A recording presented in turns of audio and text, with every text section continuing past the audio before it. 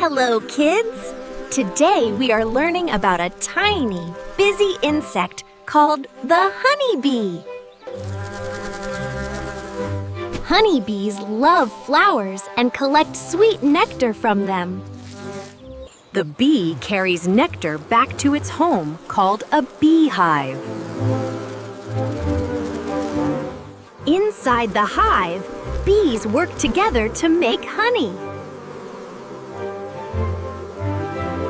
They store honey in small hexagon cells called honeycombs.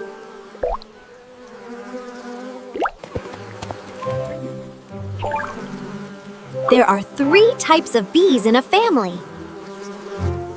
The queen lays eggs, and worker bees do all the work.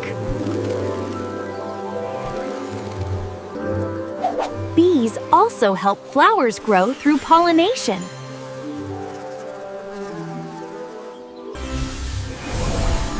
This helps plants make fruits and seeds.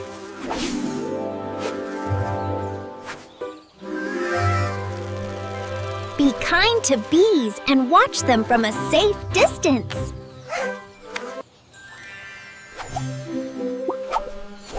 Honeybees are small, but very important.